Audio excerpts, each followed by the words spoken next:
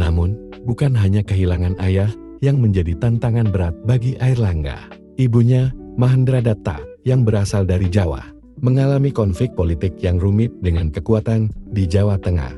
Dalam gejolak itu, Airlangga harus memilih jalan yang sulit menyatukan dua dunia yang berbeda, Bali dan Jawa, di tengah badai persaingan antar kerajaan, menjadi raja dan penyatu Nusantara. Dengan tekad baja dan bantuan para penasihat bijaksana, Airlangga berhasil menenangkan kerajaan Bali dan merajut kembali hubungan dengan kerajaan-kerajaan di Jawa. Ia kemudian naik tahta sebagai raja besar yang mempersatukan sebagian besar wilayah Nusantara pada masanya.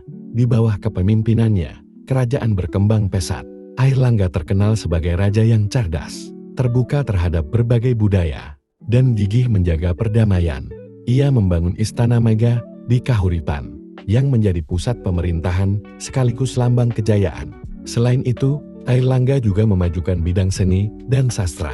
Ia mendukung karya-karya sastra yang menggabungkan ajaran Hindu dan Buddha, sehingga budaya Nusantara semakin kaya dan beragam.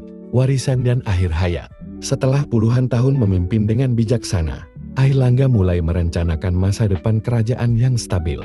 Ia membagi kerajaan menjadi dua bagian agar dapat dikelola dengan lebih baik oleh putra-putranya. Sebuah langkah yang menunjukkan visi dan kebijaksanaannya. Di penghujung hidupnya, Airlangga dikenal sebagai sosok yang dihormati dan dicintai, bukan hanya karena kekuasaan yang ia miliki, tetapi juga karena kerendahan hati dan rasa tanggung jawabnya terhadap rakyat. Ia wafat dalam damai, meninggalkan kerajaan yang kuat dan sebuah warisan budaya yang abadi. Penutup kisah Raja Udayana dan Airlangga. Dari Raja Udayana Warmadewa hingga putranya, Airlangga, terbentang sebuah kisah epik tentang keberanian, kebijaksanaan, dan pengabdian. Keduanya bukan hanya penguasa, melainkan pelindung dan pelopor kemajuan di tanah Nusantara. Jika Raja Udayana adalah akar yang kuat di Pulau Bali, maka Airlangga adalah ranting yang menjulang tinggi di langit Jawa, memperluas cakrawala kerajaan dan budaya yang diwariskan oleh leluhur mereka.